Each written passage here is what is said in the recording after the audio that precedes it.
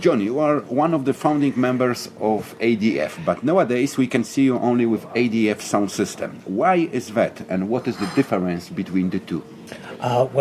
So yes, I was one of the three, myself, Dida Zaman and Dr. Das, originally set up Asian Dub Foundation in the summer of 1993. And that was a little youth project that we did at a place called Community Music, where Dr. Das was a teacher, and I was involved in doing youth work, an organisation called Asian Action Group in Haringey. But I was also working in Tower Hamlets, in a borough where there was a lot. I was doing a lot of anti-racist, anti-fascist work, and what we wanted to show in a little film was how young Asian people, how the difference, the diversity of the community in England, in London particularly. So it was all young people from different backgrounds, different religions, Hindu, Christian, Muslim, Sikh, and there was also from various geographies like Bangladesh. So it showed, but also the spread of music they did. People doing kind of folk music, traditional music, electronic music. So we did. Arnie conducted a little workshop and we filmed that, and that became a little short film called Strong Culture. And it was only at the end of that 6-week process that we decided. The rapper said, "Let's carry this on. Let's set up.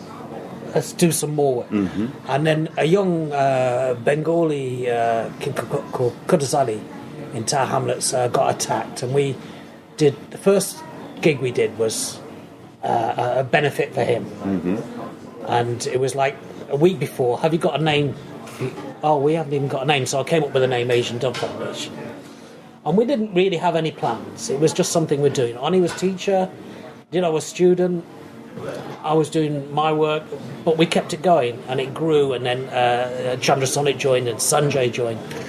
And so that's how the original 5 started.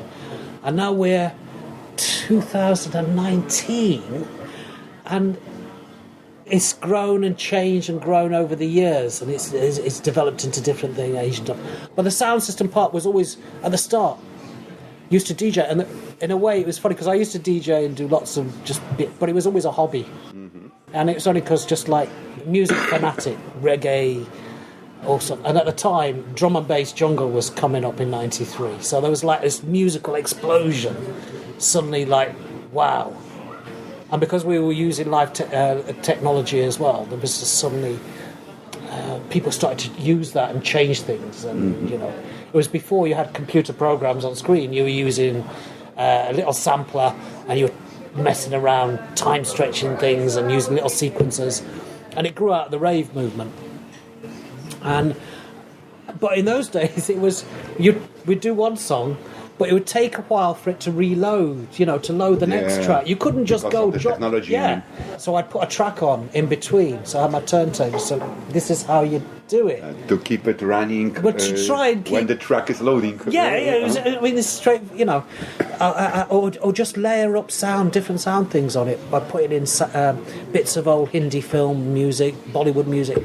So even when we started to play, we would always go to places and we'd DJ, so in France or wherever.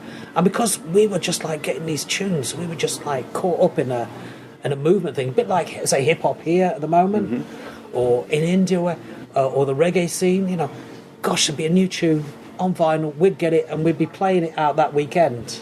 And it's just that it's that time where the people who are playing, the DJs are playing it as much fanatic as the audience and listening to the latest tunes. So you'll be playing white label promos and whatever as soon as you've got them. And so always before shows, we play all this. And for a lot of people, now music is instantaneous. As soon as it's released, it can be anywhere in the world. But there it might be in a few record shops in London or in the cities, but wouldn't necessarily get down to France or Germany or Italy or wherever we were in Spain. So we'd play a DJ before, but then we kept the sound system going, where it also became a vehicle where Attar, lead singer, came out, and I would take some of out of our education project we did at the time where we were teaching music technology, take some of the youngsters out and give them a chance to go and play for a crowd in front of an audience, a different audience. And so it's always had that kind of a little vehicle, but it's always had an area. So the sound system has always been existed alongside. Mm-hmm. But now I can't go out and do it like I used to. I can't go out and do these big tours anymore. My wife's been a bit ill, so I stay at home. But the sound system, I still like to keep my hand in that. So we do some gigs and we go and we get some different places. Last Christmas, for example, last year, I was in New Delhi with Ghetto Priest and met people like Pandit and others, and the reggae Rajas. Yeah, I know that. DJ Mo City. And it's absolutely, for me, at my generation, it's absolutely wonderful. It's like things have come full circle, but internationally. Mm-hmm. So they're making reggae music. They're doing hip hop music. They're doing. It's even getting into grime and stuff like that they're doing in India. And way back when we started, what the first thing we ever wanted to do was to talk about the diversity within any community. Mm-hmm. It's not just one thing. There's no such thing as one Polish music. There's no such thing as one Asian music or whatever. Everything mixed. Everything gets mixed up, and it's just your environment you're in. Mm-hmm. So that's how long way of saying it, but that's how it all started and where we're all going. I've seen this very interesting short documentary about Rafi's Revenge recently, and you are showing up there and in this documentary, and it shows that your shows at that time, the shows of ADF, could be extended for 3 or 4 hours, but after the live band, the DJ continued the party. Yes, I think that came out of the sound system kind of culture, in that there's a kind of attitude and the sound system attitude where it's a pie, and you just let it continue, and more so that sort of it has got, and you see it now in big shows now, where everyone will go to a show. Big, say the O2 Stadium in London or something, 10,000 people, and they all have their cameras and they're all filming it. I mean, it's been filmed officially anyway, but they're all filming it on their iPhones. There's this kind of passive absorption of the music. Now, the whole way we like to enjoy music is that we dance, we have a rave, and whether you're looking, and so it's not that important to look up at the thing, to the artist on stage. It's more that you're just having a good time, and you're enjoying it. And so the sound system, the kind of like our DJ before, often it was like, and I still do it for the band now and again. I think we were up in Scotland, or where were we recently? It's almost like we were in Bristol, and it was an early show, and I thought, okay, so I came. I said, right, I'm going to play some tunes for you. It's a bit early for us to start this one, but let's warm the people up. So it was a bit like doing a bit of aerobics, warm up. Started off them slow, and then got them into some drum and bass. And by the time the band came on, they're ready to party. And that's how it is. So it kind of like you want to blur these distinctions, and I think a lot of music is getting like that. The underground music has always been about that, but it's not a spectacle. It doesn't all have to be about lasers and big show and whatever, and you just look at it, or don't even look at it, you're filming it. Yeah. You'll watch it later. You'll watch it later. You maybe spend like €200 to go to the show, and you're filming it. Yeah. When you can see it officially. You can watch it on YouTube. And for the ADF sound system, because ADF sound system is a format less known in Poland comparing to the ADF live band. What people can expect after your show tonight? Are you playing exclusively ADF music in some different, remixes, versions, or you mix the tracks you like and the guys voice it over? There's a bit of that. There's also, you can go lots of different places. We have another MC who's not with us today, a young artist, spoken word poet artist and rapper, called Sonny Green. And again, he's someone we took out, get some exposure. Go and play in Europe and see if you can work a crowd like that. Not just like work in your own environment. But I might just stop. I did something for, I don't know if you heard Extinction Rebellion. Yeah. So we did something for them in Brighton, and I just dropped the music, and just he'd do a poem, spoken word, and just change it, and you don't have to, you can format it in so many different ways. So he would do some of his tunes. I might do some different tunes. It's always been very good way of trying out new material, because you see what the audience reaction is, and you go, okay. You mean new ADF material? Some new ADF material, so we could try that out, see how that works, and play some remixes. But the format depends on the environment you're in. Say some places might be, you might be in a festival, you might be in a little club. You might want to go, okay, and that flexibility is good. You might say, okay, we'll just see how you go. We'll get you into something else. You might not be into something too heavy. We'll take you this way, but a DJ. The DJ thing is always about sort of like trying to get the best out of the audience and improvisation. I mean, a little bit of improvisation. You probably don't plan the track list before. No, we don't. Mm-hmm. No, we don't.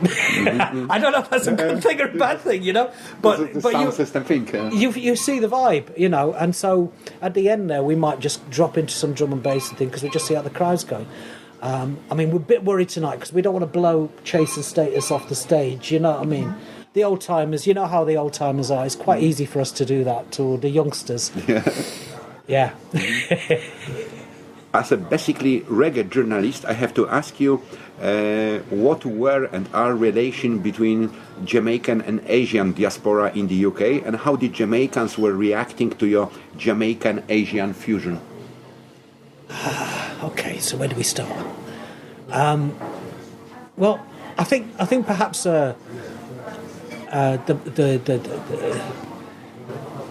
some of the if you go back history, to my generation now, and some of us, some of the older ones now, second generation, some even first generation Asians in Britain in the 70s and 80s, particularly the 70s, was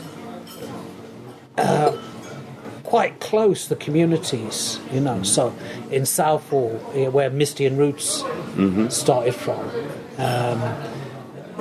you found there's a club there where Shaka plays. It's gone, I'm not sure, I think it's gone now, Tudor Rose. If you could go back, you could imagine some of these clubs, Shaka would be playing an all-nighter, and if you looked in there, one light bulb, 2,000 people in one light bulb. You look up, you see there'll be a lot of Asians there, and some of it was because probably the same oppressed people status, and I think some similarities. Make this in a way, together. It was like, they're people from your environment. They're people down the street who are doing a sound, so you go see it. Musically, the similarities are there. You just, and also in a way, also perhaps. Asian music at the time before Bhangra developed was very much more associated with community events like weddings and or religious traditional forms or cultural events, really. And so the reggae sound system. So there used to be some of the Asian sound systems, Eastern Share in Southall, and a few others. I mean, and that tradition still goes today, particularly in Manchester, in Birmingham. We've got Bradford. There's still quite a link, but also that's in Jamaica as well. There's artists there who come from that diaspora, even if it's different. So you might see it more in Trinidad, where the chutney soca, where the Indian soca is linked, but in Jamaica that's there as well, in between it. And so the link has always been there. So for us to, I think it was for us to play in that world. Was more sort of like what we were doing. We were pushing the boundaries into other areas. Like we were playing into areas which were rock, where we're sort of like pushing into an area where you sort of don't see the same people go to. You mean like multi-style festivals and? Yeah, but just like where there'll be, in those days it was Britpop. And you can imagine us being at a Britpop, we would come up on stage, and then I've heard you hated this term, Britpop.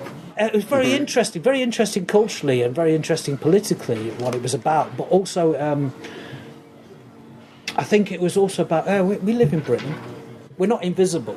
So if you see us up on stage, like we would look at, say, Jamaican artists up on stage, you know what I mean, you know, and seeing someone like Steel Pulse or something, or seeing Aswad top of the charts, or going back and you see someone like reggae artists on top of the pops, you know, this is something, we can get there. So it's always about breaking down those barriers and feeling that no space should not be, because you're right when you said about oppression. If you could imagine, you know, what Jungle did, some of the house clubs in the early 90s got out of the kind of warehouse, rave, acid house scene, which was totally unregulated and it was a party thing, and became into the kind of like clubs, big clubs, corporatised. And many Asians didn't feel very comfortable in there, you know. When Jungle came along, drum-based Jungle, everyone went, okay, it's like sound system. So you might like a bit of soul, you might like a bit of reggae, you might like this, you might like to rave up. It's got all those elements in it, in the music, which is a metaphor for the people who'd go into these things as well and play and want to be part of it. So you see all kind of people there.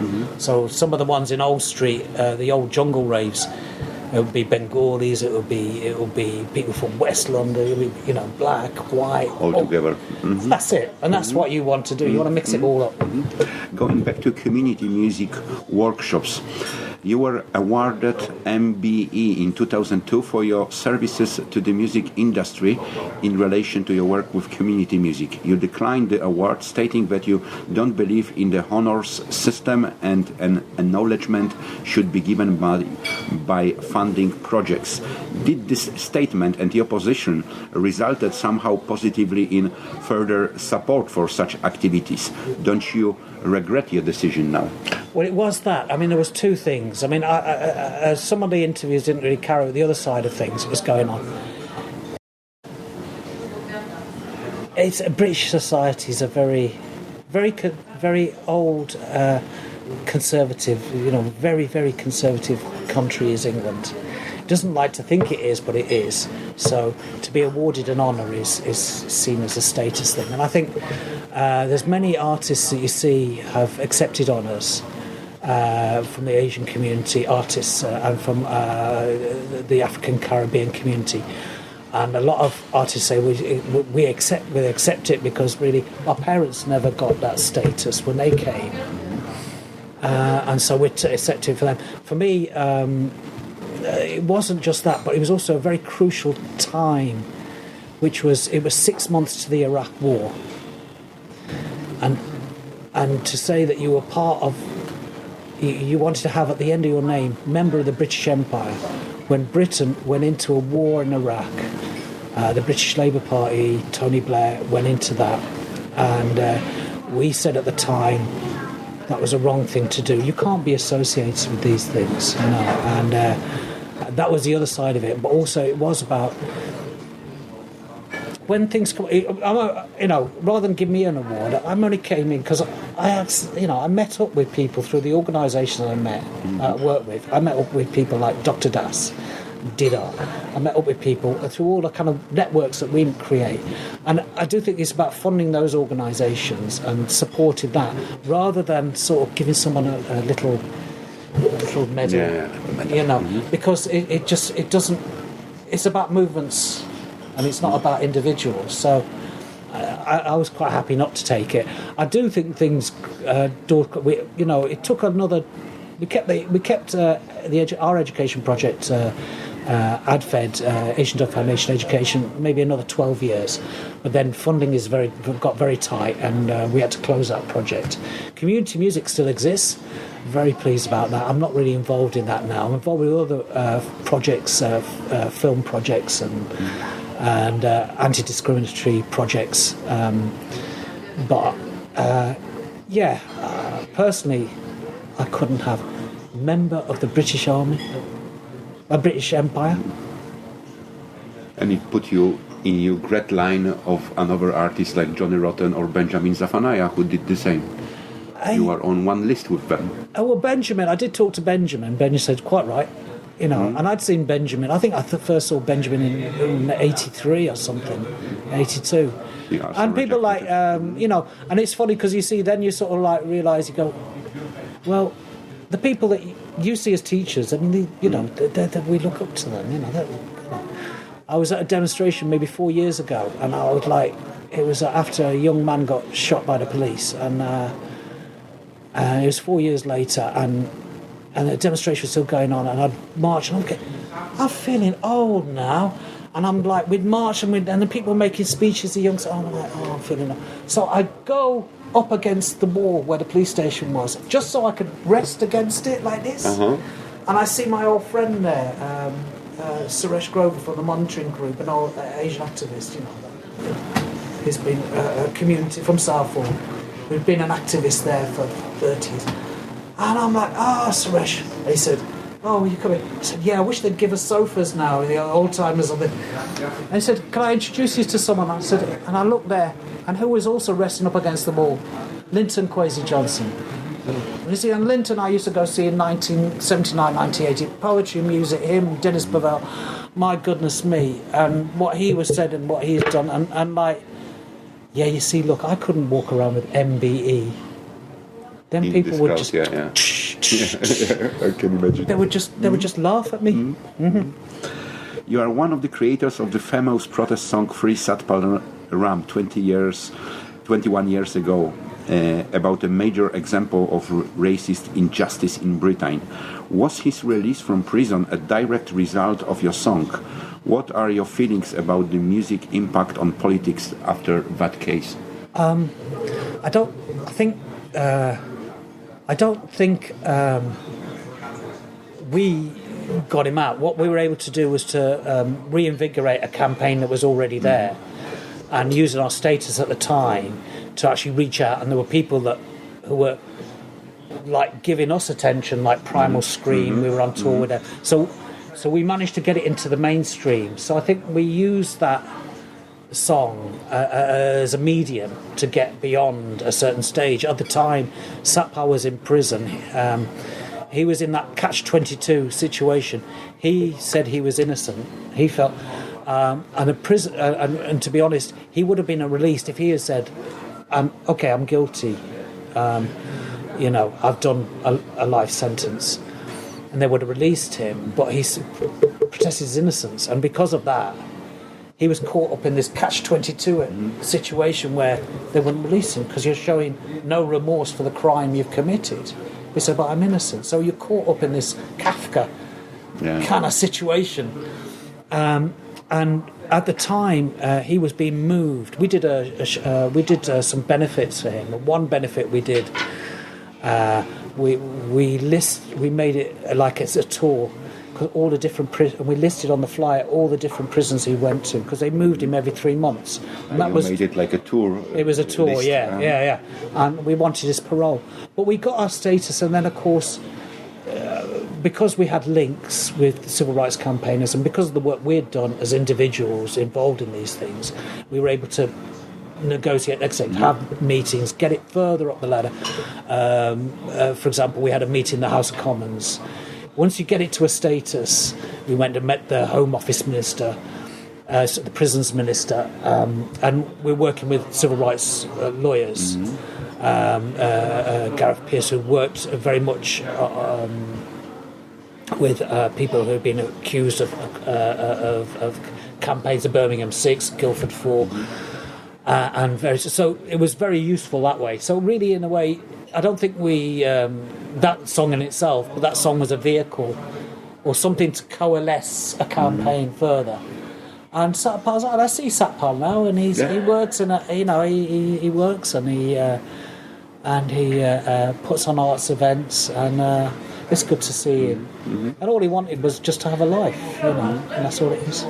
I've been observing ADF from the very beginning, but it was today when I discovered that in 1999 ADF were involved into Destroy the Monsters Millennium Godzilla remixes with your Godzilla Rides the World of the Base Invaders. I have been a big fan of Godzilla from my childhood, so I have to ask you about this project. When was it? 1999. And who was it with? Destroy the Monsters Millennium Godzilla remixes released for Toho label. I think it was the company who were releasing Godzilla movies in Japan. And Asian Dub Foundation made a remix called Godzilla Reads the Word of the Base Invaders, like a remake of the Scientist. Yeah. Was it? I might have been. I've seen it on Discogs today. It's a compilation of different remixes of different artists, including yours. You don't remember it? Well, was it with? We did a lot of work with Audioactive. Yeah, I know. And we'd been out to Japan, and I can't remember that specific. It's one of those, isn't it? I'd have to. You know, the thing is, you get to that stage where you go, and then like I will think about it, and about when I'm DJing, I'll go. Yeah, I remember. We went to Kawasaki. We did, yeah. But I tell you, it's 20 years ago. Come on. Yeah. What has happened to the whole Asian underground movement so strong in 90s? You were in the forefront of this musical revolution, and you are still running. But most of the artists, I think, are just gone, like Fundamental, all the Nation label. Most of the people who were bringing something new at that time just disappeared. I think they probably are still around. I know. I don't know whether they artists still perform the same way. I think first it was like. For the British music press, it was quite easy to say the Asian underground and put it into a nice little box. And that. But there were people there like, say, Nitin, who was doing more jazz, improvised stuff. Talvin, who was doing more semi-classical stuff and mixing up different ways, and then did Anoka. And us, who were more like into punk rock and different things as well. You know, and so to try, it was kind of like try to define something by its ethnicity rather than say musical style. Now, if you put it in musical style, then you could say it was a very diverse movement anyway. It was very diverse. So I don't. But you see, this look. There's still. I mean, like say, like in the dubstep thing, you see artists like Amit and people who don't necessarily talk about their Asianness, but they still. And the revelation for me, and this is why I'm quite happy when I went to India, was quite happy to see that happen now. That. You have artists now. Indian hip hop is just massive. It's just turning up. Indian reggae is turning up. So you see that all of what's happening at a local level is just being internationalised. There's Asian artists in Canada. There's Asian artists in Africa. There's Asian artists here. So it's just become a norm. So perhaps when it seemed to be something new at the time in England, perhaps it just opened something up. So other people just we can do that as well, and we can do it to different audiences, and we don't play just our music to our people. We play it to everybody, you know. But it's always has been. It just historically that always is. You look at Indo jazz in the 60s. So there is still. But I mean, I'm still amazed at some of the Sarathe Koa and his album this year in England, More Arriving. With Prabdeep, Delhi Sultanate from Delhi, with Scavengers and from Reggae Rajas in Delhi, mixing up jazz with hip hop. I mean, I'm going to play one of the tracks tonight. I mean, I just go and see this, and I go, wow, yeah, I wish this tunes were around in my day, you know what I mean? And it really, but they don't. It just carries on. Asian poetry, Asian song in there. So I like to see it. It'll continue. Perhaps it just doesn't need to have a label on it. I see. Because it cannot. But the other thing is because these things become yesterday's things. Once you label something, you can say, okay. So now the grime artists say, well, it's not grime anymore. Grime's not important anymore. It's drill. Drill now. Or it's Afrobeats, you know what I mean? Afrobeats, yeah. It kind of shifts. Yeah. And media must have. And you see, you do see music that like is defined, and again, it's about genre. But say ska was about 5 years, before it became rocksteady. You know what I mean? But at that point, it was a tremendous creativity, and its influence is there now, 50 years later, 40, 50 years later. But to define it by an ethnicity, I think too nebulous. It's not. It's really hard. You seem to give up production work for ADF quite many years ago. At least last time I saw you in credits for ADF album was quite long time ago. So I'm wondering if you are still doing something with ADF for the future music, or do you do some own music on your own? Yeah, a little bit. I mean, I haven't. I work with filmmakers. They do training and education. We've been out in Jamaica. They've been out in Bangladesh. I did sort of film this on YouTube. I filmed some music for a documentary about sweatshop workers in Bangladesh, and that's on YouTube. It's called Udita, and done a lot of supporting campaign, doing a lot of music to support their work, whether it's campaigns against the arms trade or whatever. So music and film, I love film as well. So to do a bit of that, but it's not really big. I don't, but I think it's just when you're in that creative environment. And I still DJ at benefits, so I'm still turning up. Still busy. But it can be a benefit for an issue. Like, say, I did one for Kashmir, situation in Kashmir at SOAS University. And there's only a few people I get there, but I still turn up. My bag of records. Come on, just show me the turntables. I'll keep playing. I don't mind. So, and I played it. I still love playing. And there's. If there's reggae events or whatever, I turn up and just play, That's the way it goes. In this documentary I mentioned already about Rafi's Revenge, there are 3 people, including you, but in my opinion, one person from that album was really missing in it. I mean, Didar. Could you tell us what's about him now? Didar left the band in 2000, so that's like 20 years ago now. Gosh. So he's been doing some of his own music. He released 2 solo albums, I remember. Yeah, that's in Japan, right. But on beat. That's right. And I think he's still working on music with different collaborators. I haven't seen him for a couple of years, but yeah, no, I see his family around. So he's still doing his music.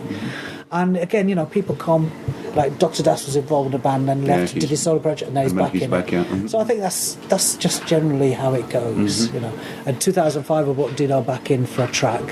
We did this compilation, on a compilation, So there's people go off and do different things, like myself, But I think it's sometimes refreshing. You have to keep whatever work you're in. I would agree. So it's for yourself, like a journalist, you want to do this, you want to do that, you want to be, DJ, you do all sorts of things. And I think also, perhaps as well, I think it's something to do with us as understanding music now. For example, you cannot separate music without image now. People, even if it's on their phone, they will make a video as soon as the track is. The track will be digital. They're not thinking about, shall we go and press this on dub plate? They'll be putting it out and they'll make the video at the same time on their phones. So now, and audiences are very literate like that. They expect to see image as well as music. So, and I've been very much involved. Did a film about jungle at the time when we set up ADF. I've been Jamaica, made a film in Jamaica. Then I've been out in Jamaica 4 years ago. We were teaching youth how to make films, down in right in the ghetto for a little arts project with my collaborators, Rainbow Collective in Tower Hamlets. And I work on another project where you find the politics of life changes. So, the discrimination against Muslims in the UK is a big thing at the moment. This Islamophobia, and we have a project called the Samosa project, and we brought over, for example, and we do music, arts, and training, but we do training young people, and just raising people up, people's consciousness, in a very broad sense. But if you could imagine that we brought over a band called Lal from Pakistan to play at the Royal Festival Hall with Asian Dub Foundation. And Lal, which means red in Urdu, is a avowed Marxist band, folk band, poetry, punk band. And to see them, an Asian Dub Foundation, do a collaboration of Nusrat Fateh Ali Khan to a mixture of people, Pakistani, English, ADF fans, people who'd never heard of us, people who only knew Lal, was tremendous, So to widen the scope of what we do keeps that interest going, keeps it going, And what's the future for ADF? Well, what are the plans for ADF? ADF have recorded an album, and hopefully soon it will be released. Can't say more than that, and some snippets of it you'll hear tonight when we play, and it will keep rolling. I mean, and this is why I go back to where I started right at the start. The whole thing was three of us. We did this little music project. It was just like teaching people with a little sampler and an MTA. Dr. Das was teaching them. And then an opportunity for a gig came up, so we had to come up with a name. And then never thought that 2019 this thing would still be going. And this will be still or that one way or another, some of us would have learned it, had an education and made a living out of it, but also how it expanded our horizons, how it moved things on. How many people got involved on the way? Involved, but also it opened us up. I mean, for example, I was involved in setting up an arts organisation called Rich Mix, which is now been open for 14 years, where I go and see artists. I see poets that Sharifa Energy. I saw she started her own book, and I saw a young Punjabi woman doing songs and stuff, her own music. And I'm in the venue, and I go, do you know what? This is exactly what I'd like to see. And then I realised, I was involved in making this happen. I spent 17 years making this happen. So it's also about, like you do, create the environment where these things are showcased, and this is how you sustain things. So if you talk about the Asian Underground, one of the things about reggae sound system is when you start off young, you don't touch the record, you don't put the record on the turntable, you don't select a tune, you bring in the boxes. You bring in the big boxes. When you get to maybe a bit older and you maybe have a bit of knowledge, then maybe you could select a tune. When you get a bit older, you might be an operator. When you get a bit, you might get on the mic. We'll see.